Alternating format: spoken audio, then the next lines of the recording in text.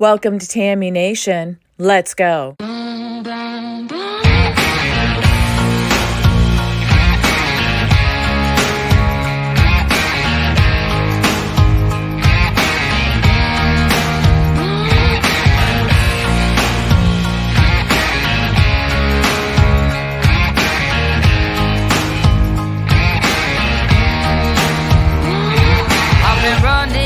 From 9 to 5, been biting my tongue for all this time. Won't let anyone cut me short. I was thinking this was the way to go, and you put up your puppet show. I say cheers to life. No, I'll be no good man's wife. Just leave me alone. I'm running the show. I'm telling you, it's my time to rise up. Live the life I'm proud.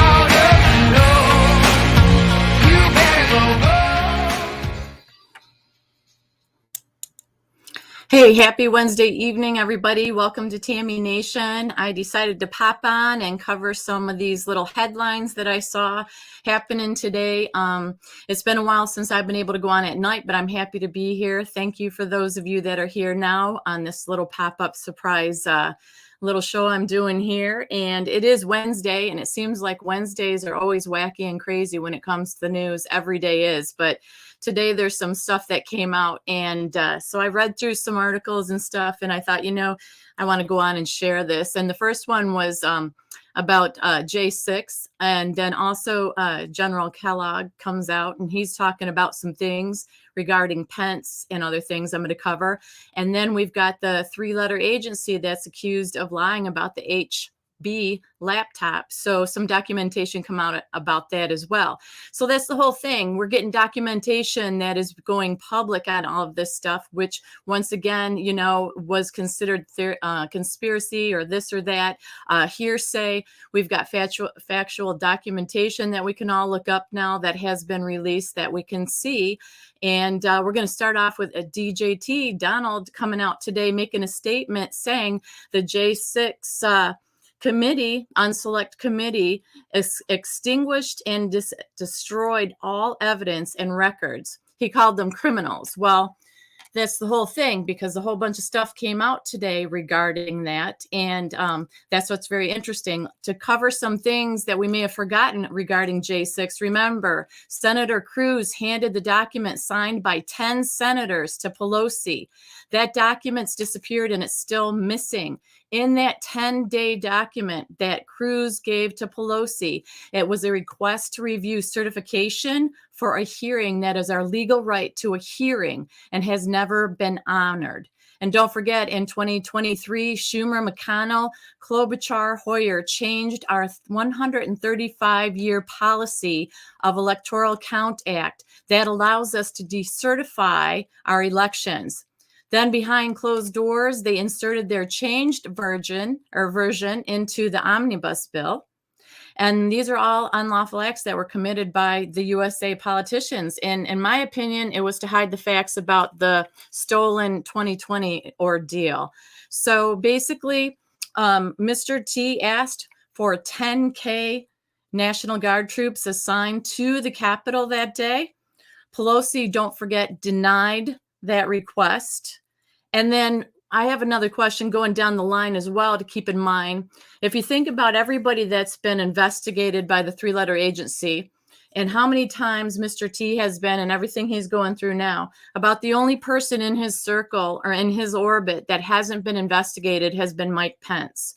And I have to ask myself why, and we should ask ourselves why, because he was directly involved in some of these decisions.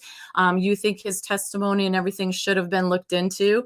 And, he should be held accountable as well. And he's out there just freewheeling it around, wanting to run for president in 2024. And actually, he got enough, he met all the requirements. I should say that he's the 8th person to run and make it and qualify for the GOP debate, the first debate. He's the 8th candidate to do so. He's going to join President Trump if Trump even goes. He may not even go to this first debate. But DeSantis is supposed to be in. Tim Scott, South Carolina governor. is Tim Scott. Some people really seem to like him. Then we've got Nikki Haley, of course, and then Vivek Ramaswamy, former New Jersey Governor Chris Christie, and then North Dakota Governor Doug Burgum. So in the meantime, while Mr. T is going through everything he is, Pence is qualified to be able to join that GOP debate. So I think that's very interesting. And like I said, no matter what side you're on, I think that we've been tricked on both sides. I think that we've been lied to on both sides.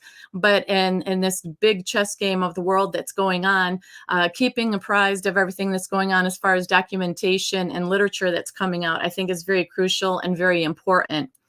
So General Kellogg, who was Pence's national security advisor, this is what came out today and why DJT put this statement out about J6. He was referencing an op-ed that the Washington Times did recently, and I'm going to read through that for you guys as well. And it's stating that reinforces his earlier comment that he's made on the J6 committee, that they were cherry picking testimony. Okay, so Kellogg has a quote from the DOD IG report regarding a J3rd meeting that POTUS had on January 3rd, along with Defense Secretary Miller and Miley. We've heard about that. And it was in the Oval Office on the J6 National Guard request in D.C. that Mr. T wanted. He wanted that security. He said, I was in the room. He said, I was in the room when this January 3rd meeting took place. And so he's put out some information on it on Truth Social and stuff. And he said that on January 3rd, the president asked the Defense Department to deploy the National Guard troops into DC for the J6 contingencies. He said that, there was going to be a lot of people there, that he wanted to make sure everything was covered. We've heard this before, but the difference is that it's been countered by the media. We've heard how the media has slanted it and everything that happened back in the day, right? They hid things, they slanted the take on it. We've seen different footage that's recently been released that shows the other side of it. And basically, the American citizen has the right to the truth. And if the truth is being guarded and political people are being attacked, my opinion is they just don't want him to be able to run. So they're throwing everything they can at him consistently. Also, when anything comes out against the other side, the left, especially that Biden family, all of a sudden there's something new that comes out against Trump. So basically just the whole world basically is watching this. And, it's a mockery. Our government's a mockery of what's going on, how lopsided it is. Let's just get to the truth, get it onward and over with. Because if that's not happening, if our politicians aren't doing that, you have to ask yourself why. So just saying, well, it's a conspiracy, or just saying, oh, it's Mr. T people, they're cult-like, or you just don't like Biden. It's way, way past that now, and people have to see through that. It's way past any of that. It's about the truth. 2024 is coming up. What's going to happen with that? The nation doesn't feel well with the economy. It doesn't feel well with the border. It doesn't feel well with a lot of things. So it's important that we pay attention, I feel, to all this information that's coming out. So this General Kellogg was coming out and saying that he feels that the J6 people cherry-picked the testimony. And he said that is not fair. It is to everybody's benefit to release everything. And he said, it is okay by me for the J6 committee to publicly release my full sworn testimony. He said, since they will not release it individually to me or my attorney. He said, don't cherry-pick the testimony, release and ask for all the information that I gave. I want it out there 100%. He said, I also released the Army Guard and DC Mayor testimony as well. He said it will be illuminating for all. So he says he doesn't feel the J6 committee is fair or balanced, and the nation is going to suffer because of it. And we've seen that. This man was there. He was there, and he's out there publicly talking about it, releasing statements on Truth Social. And like I said, this Washington Times article, you guys can even look it up and read it for yourself if you want to. It came out Thursday, July 28th. And basically, I'm just going to skim through some highlights of it. And basically, the simple thing is congressional investigations are done to root out the waste, fraud, and abuse of taxpayer dollars. It's as simple as that, as well as provide transparency on important issues for the American people. And there's widespread agreement that the most effective oversight committees in history have been honest, bipartisan, and fair. We know that is not anything that's going on with the J6 committee right now, right? So it's the exact opposite. So it says that it's an illegitimate committee that has no minority members or rights. It's completely partisan, and its focus is not on the truth, but rather on stopping former President Donald Trump from running for president again. So they believe, the Washington Post here, basically on everything that they've gone through and read through with this General Kellogg. And you can look at the documents and the information that Kellogg has put out there, General Kellogg, so you can see it for yourself. They're saying that it's a sham and the committee's desperate drive to take down Mr. Trump by any means necessary. So they've crafted a narrative, basically, and it's not adding up, because there's important facts that wouldn't stand if it was proper Republican representation on that committee. So we know that there's some career politicians out there like Benny Thompson, Cheney, Adam Kinzinger, and Adam Schiff. They haven't done their jobs well and fairly. They've helped pave the way, really, for everything to go on, and they've had their hands involved in it. So when you go down to some of the documentation and reports, according to a 2021 Department of Defense Inspector General report meeting in the Oval Office, once again, it states Mr. Trump made it clear he wanted sufficient National Guard available. And it says Mr. Miller and General Milley met with the president at the White House at 5:30 p.m. The primary topic they discussed was unrelated to the scheduled rally. General Milley told us that at the end of the meeting, the president and Mr. Miller, that there would be a large number of protesters there. So Mr. Miller should ensure sufficient National Guard or soldiers would be there to make sure it was a safe event. General Milley told us that Mr. Miller responded, "We've got a plan and we've got it covered." So you can go further down this article, and it's got statements, and it's got times, it's got dates, and it says that acting defense attorney or secretary Chris Miller testified under oath before Congress in May 2021 that on January 5th, 2021, the president commented that they were going to need 10,000 troops the following day. I took his comment to mean that a large force would be required to maintain order the following day. So he says this doesn't sound like a president uninterested in safety and security. So you guys can continue and read through that article, because it just gives, like I said, the details. It's the Washington Post, and basically, you know, it talks about in detail what Mr. Kellogg had to say, what he experienced through this meeting. And, you know, basically we know the corruption that's gone on. But the thing is, now it's in documentation. Now there's no hiding from it. Now there's no conspiracy. And it's not just Mr. T talking about it. You've got the papers. Hey, Sharon, it's good to see you.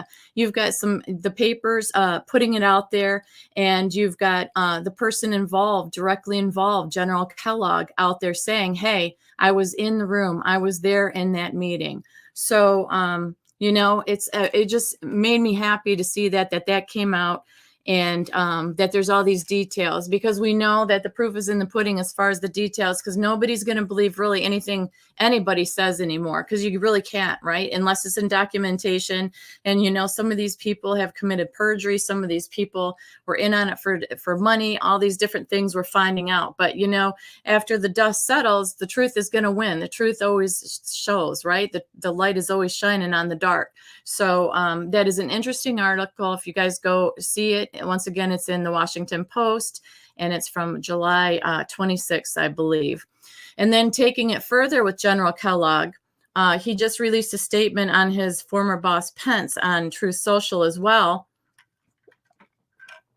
He said he still talks to Pence every now and again, but he's going to support Trump. He said come 2024, he'll support Trump.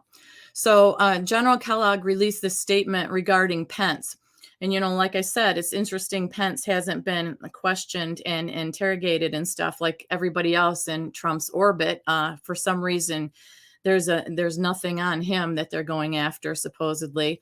But the statement that he released says, I've worked alongside many leaders in my years of service to this nation. Among them, President Donald J. Trump stands apart as a figure of unwavering determination, a deep vision for America, the courage to take a stand where others wilt. His bold and dramatic leadership style during his presidency resulted in significant achievements for our country. For a period of time in the White House, I served as the National Security Advisor to Vice President Pence. While I respect his service to our nation, I must express my disappointment in his recent actions regarding President Trump. It is not the decisive leadership that we have seen from President Trump. Where President Trump is bold and unafraid to challenge the status quo, Pence has often chosen the passive route, avoiding confrontation.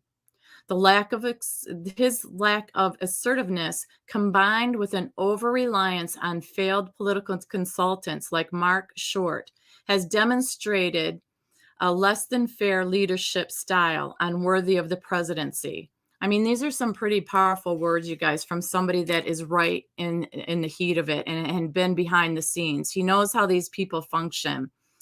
He said that while President Trump has consistently put America first, prioritizing our citizens, our economy, and global standing, Pence's actions have often seemed more focused on political maneuvering than maintaining his image. And this is not what Republican voters want. President Trump's dedication to the prosperity and security of the United States is unwavering, as is his vision for the future. I believe in the future President Trump envisions, a future that demands bold and decisive leadership, something we have seen President Trump do, but not from former vice president. So this is somebody that was his security advisor, and he's sitting here saying that, you know, Mr. T has always shown a dedication and a loyalty to this country. And I think we can all agree on that, hey, Sharon Whitmore, Sharon Mercer, good to see you guys. And I think that we can agree that that's the difference between Mr. T and these other people. A lot of times is Mr. T is always standing up for this country. He's always standing up for what's right, and great leadership, and cutting through the red tape and the BS, where a lot of these political figures are political. They're doing it to save their face. They're doing it for their reputation. They're doing it for their family to line their pockets and to get elected. It's never about America first. And I mean, I cannot accentuate that enough. I really believe that you cannot overlook somebody that's out there putting their lives on the line every day for this country and for us, standing up for us.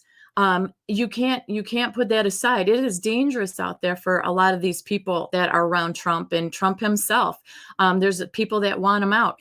This is supposed to be a fair and equal democracy, a country that is about the people, we the people, and it's not that way. We've seen so much go away that is, we're worried about other foreign countries over our own people. And once again, I don't know about you, but I don't know a lot that Pence has done that stands out that is worthy of the presidency. So I see in what General Kellogg has to say for being behind the scenes. If I can't see anything and General Kellogg, who worked alongside of him, doesn't see anything, we don't need a lackadaisy president. We don't need somebody that is wishy-washy, can be bought, sold, pushed around, and doesn't have our best interests at heart. We need a strong, powerful leader in that Oval Office. We all know this. So it's a matter of getting that person in office. And I'm telling you, some of people even on the right are doing everything they can to just stay quiet about Mr. T. They're not supporting him. They're not supporting the unfairness that's going on. And that's the trouble. But we as people have a duty, I believe, to educate other people and let them know when things like this, articles like this come out, when there's actual documentation that comes out, we share it with the people that may not believe it or may think that, nothing's being done. Or, I just had a conversation with family members a couple weeks ago about it, when it was about the Hunter laptop deal, and which I'm going to cover in a second as well, because some more stuff came out about that. And you think, what more could come out? Well, a lot's coming out on the people that handled it and stuff. So in this conversation I had with family members, they were saying, well, you can't hold anything accountable, and they can't press charges on anything because it was the chain of command. People touched that and could have corrupted it or done anything to it. No, the FBI had handling of that. So there's that little statement about the chain of command or chain of custody. That sentence was put out there, and a lot of people bought into that, saying, yep, you know what, Mr. T's bad, so I'm sure I wouldn't be surprised if he had people, do something with those laptops and everything. Even though they saw the pictures on there, then some people are saying, well, that was his son. It had nothing to do with anything. Well, then you have to ask yourself, why does Mr. T's family keep going through everything that they're going through and being investigated, and the people that he's worked with? So it is very, very unbalanced. And as stuff like this comes out, hey, Kettlehead, good to see you. As more and more stuff comes out, it's really just good to pay attention to, like I said, the whole way through. So the other thing that came out today, RSBN had a story on this today, and it was Comer, Rep. James Comer, released all the Biden family bank records. So apparently it's showing some kind of criminal playbook. So you want to say that, well, the laptop maybe was mishandled or maybe not true. Well, we can take a gander at these records that were released, you know what I mean? And it goes on to say here, this is from RSBN, and it was released today. And it says, and James Comer, not Comey, Comer put that out there today. He said, I just released the new Biden family bank records and outlined how the Bidens received millions from the oligarchs in Russia, Kazakhstan, and Ukraine. And it was why Mr. Biden was VP. And he said, after Hunter received millions, VP Biden dined with these people in DC. And I know that it came out that these people, some of these people, business people that Hunter had dealings with, visited the White House like 56 times or 36 times or something like that. I forget the exact number, but it was too many to be comfortable. Let's put it that way. So the new bank records, and you can actually look at these, you guys, you can look at these on the oversight committees. They put a press release out, which I'll get to in a second, but you can look at all the documentation on it.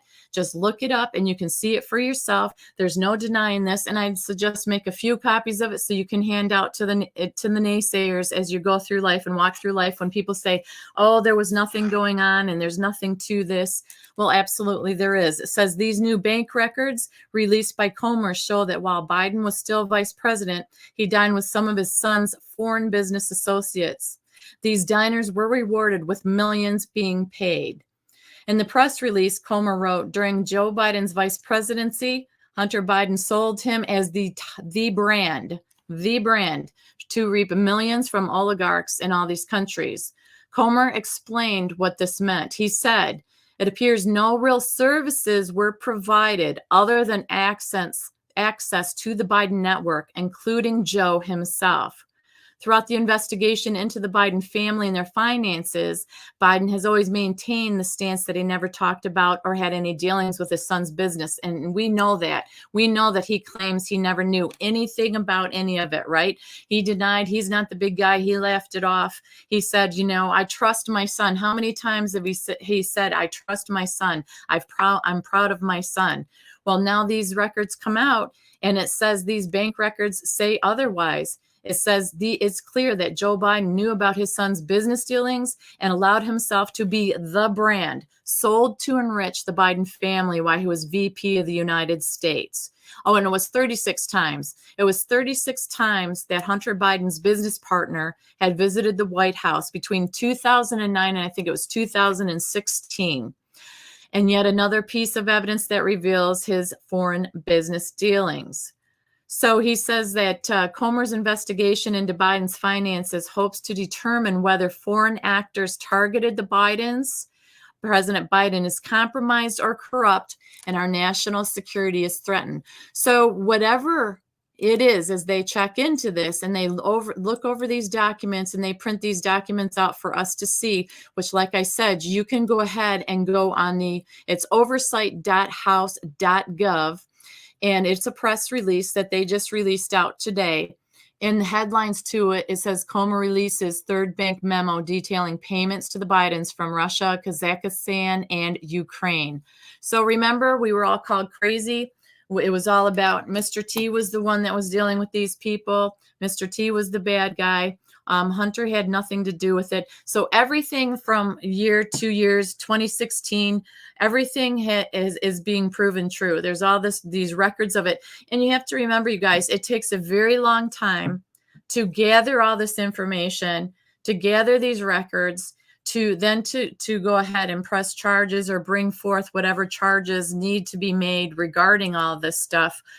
It just takes a while, unfortunately, but you have to have it accurate, because these are serious accusations. I mean, there are serious consequences to be paid for what is going on here. So also, it says after Hunter Biden received millions of dollars in payments, then Vice President Joe Biden dined with his son's foreign associates in D.C. Devon Archer, Hunter Biden's former business partner, recently testified that then Vice President Joe Biden was the brand sold to enrich the family and was used to send signals of access, power, and influence. So basically, Hunter was just used as the connector to these people. They paid him because they wanted access to the big guy, which was his father. He had no special talents or no special degrees in doing what he did, but you can get a summary of the third bank records memorandum. They give a summary on the press release, but then there's a space you can click and you can see the whole memorandum. But we'll go through a little bit of these summaries of the bank records. So it says committee staff is releasing payments from Russia, Kazakhstan, and Ukraine that occurred during Joe Biden's vice presidency. It says the committee has now identified over $20 million in payments from foreign sources to the Biden family and their business associates. Also, Biden and Devon Archer used Rosemont Seneca entities to bring in millions from oligarchs in Europe and Asia, using accounts nominally tied to Devon Archer, but using the familiar Rosemont Seneca branding. Hunter Biden received incremental payments originating from foreign sources, attempting to hide the source and the size of payments. In February 2014, a Russian oligarch sent $3.5 million to a shell company associated with Hunter Biden and Devon Archer. Russian billionaire Yelena Baturina transferred $3.5 million to Rosemont Seneca Thornton, a shell company. Approximately $1 million was transferred to Devon Archer, and the remainder was used to initially fund a new company account, Rosemont Seneca Bohai, which Devon Archer and Hunter Biden used to receive other foreign wires. So look at these ugly details. Remember, we were talking about, over the years, we've been talking about Hunter and Burisma, and there were money, and, $5 million goes to the big guy, and then you got to pay $5 million to the other family members. Now they have it broken down to the gory details of how much money was paid when and where to who. And it's in the detail. You can see it in black and white here. It says in spring 2014, a Ukrainian oligarch placed Archer and Biden on the Burisma board of directors. We've heard about that, right? And they agreed to pay them $1 million each per year. Burisma Holdings corporate secretary Vadim Pozarchi worked on behalf of the Ukraine oligarch and owner of Burisma, Mykola Zlochevsky. Hunter Biden was initially hired by Burisma to work as counsel for the company, but both of them met with Hunter Biden at a conference in Lake Como, Italy, where they decided Hunter would work on the board of directors with Devon Archer. Then Vice President Joe Biden visited Ukraine soon after their first payments. Payments from Burisma for both Devon Archer and Hunter Biden were wired to Rosemont Seneca Bohai. Payments were transmitted in incremental amounts to Hunter Biden's different bank accounts. Yeah, he wouldn't have just one or two, would he? So it says basically Hunter Biden received millions of dollars in payments from Yelena, Burisma, and Keynes Rakishev. Vice President Biden had dinner with them in the spring of 2014 and in Washington, D.C. in 2015. So like I said, you can go into the gory detail if you want to look up the full memorandum. Like I said, it's on the oversight.house.gov press release from today, and it'll give you all the details broken completely down. There's absolutely no denying that. Hey, Summer Rose.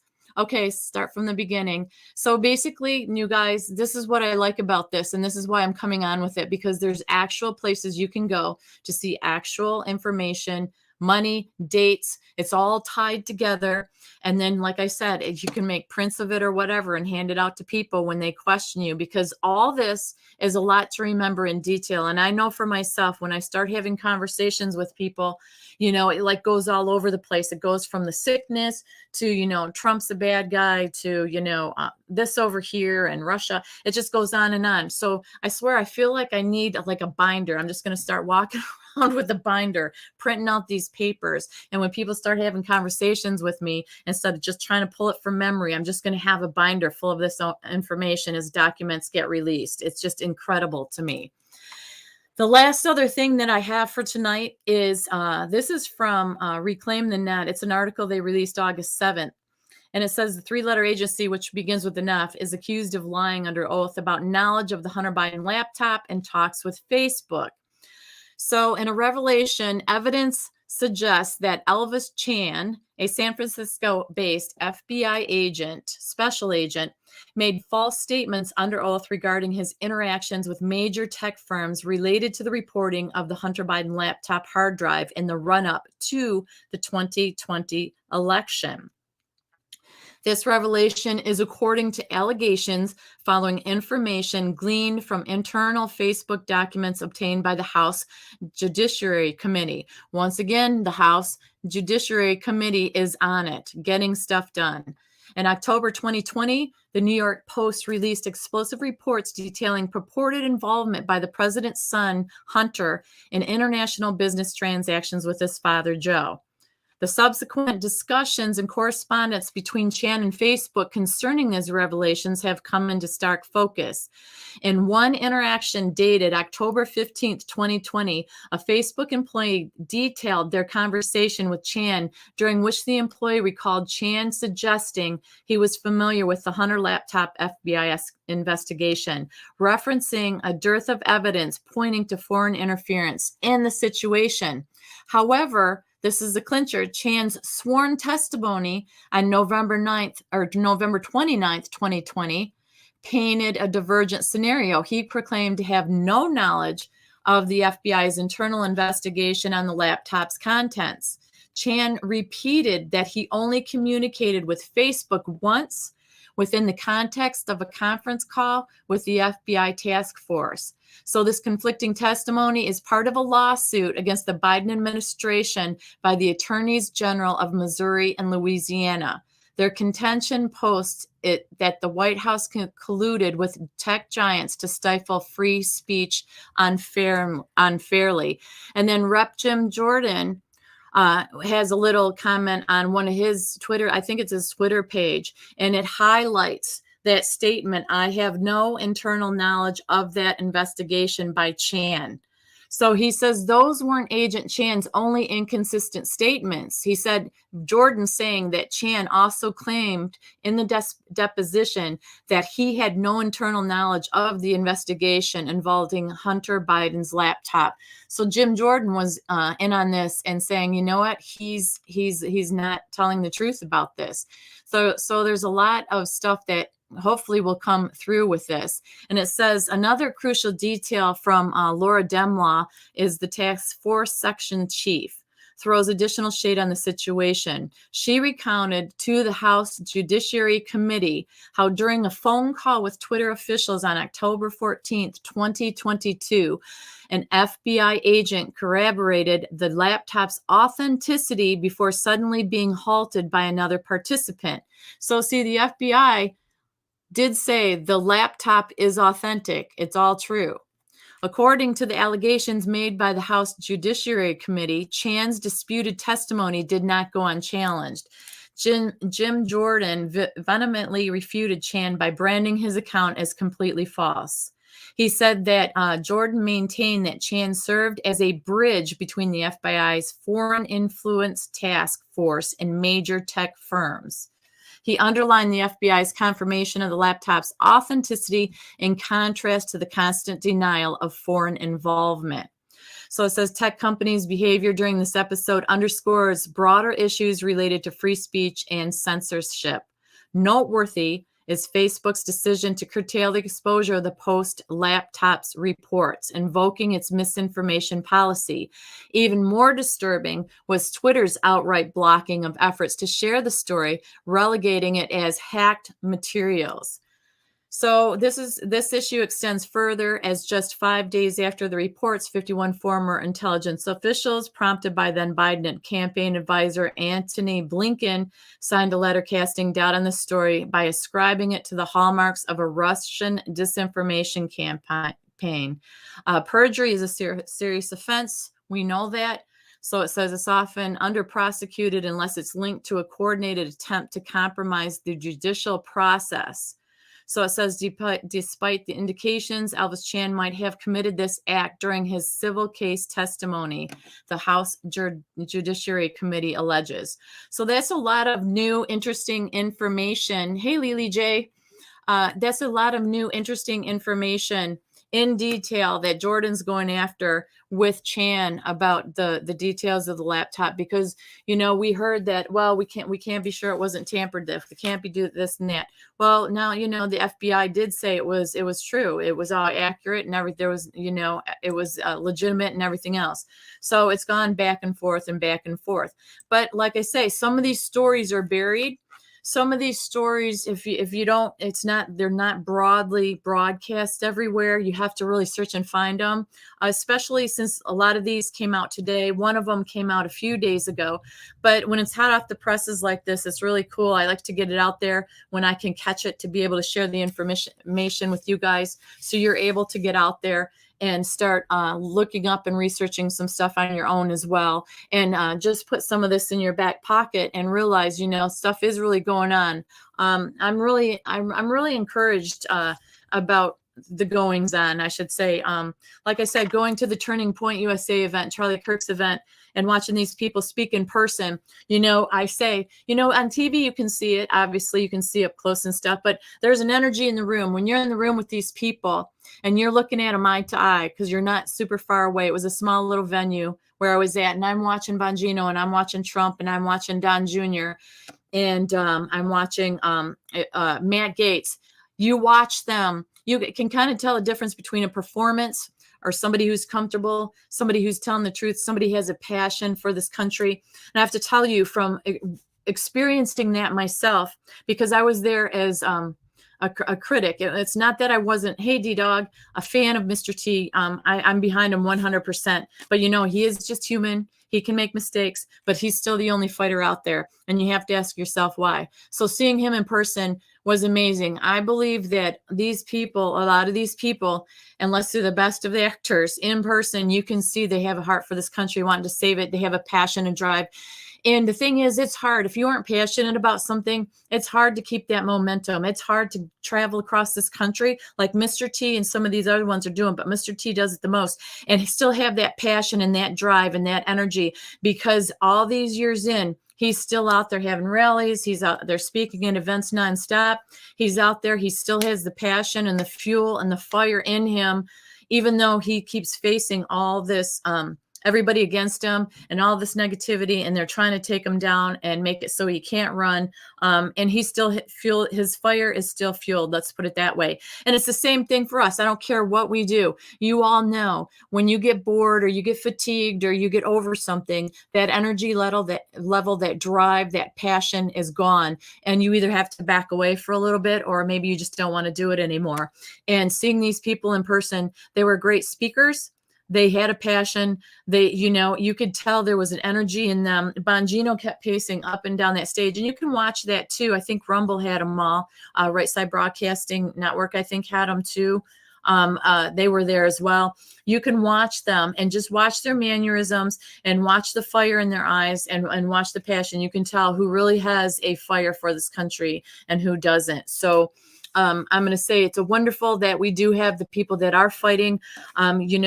We out there have, I think, a renewed spirit. We go to God first, of course, and He will renew our strength and our spirit every single day. My energy was down for a while. It's not that I didn't have a passion for it, but it was like I was lost in this maze because I was following this all day, every day. And I know a lot of you have too. And I realized that I needed to back away and live my life too, come back to it fresh, come back to it after my mind's been cleared, and not be encompassed 24/7 because we still have to live our lives as well. And I think that's how we renew ourselves. We live our lives on top of following this as well. And every single day, it's like, there's stuff put out there and it's like, who do I trust? Who do I not trust? But when you can go to websites and you can go to like this House Judiciary Committee and Oversight Committee, and you can look at this documentation. You can sit back. You don't have to rush and look through it. You can print this stuff out, or you can go to your computer, nice, slow, and calm, and just carefully read through it all. You don't even have to read it all in one sitting if you don't want to, but a little bit every day, because it doesn't take long before you get out of the loop. I realize that. I feel like I'm rusty because there's been so much that's been spun around and back, and I came back at it and I'm like, wow, there's been a lot that's been going on. Now, some of it, was it worth paying attention to? Probably not. Was some of it worth paying attention to? Definitely. But if you guys ever get the chance to go see somebody, I know Lily J's heading out and she's going to be going to an event, and she's going to be able to see it firsthand as well. It's an amazing thing. You see other patriots. It's not just the people on stage, but you get around other people that feel the same way you do, that have, as much in the game that you do, because they have children, grandchildren. They have people in the military that are friends, family, relatives, that they don't want the military to be woke like it is, some of it. And they're fighting. They're there at these events and they're dressed in their red, white, and blue from head to toe, and they've got smiles on their face, and they want to talk. They want to have a good time. There's a sense of unity and camaraderie. And that's hard to find these days after the dark, dreary days we've been through.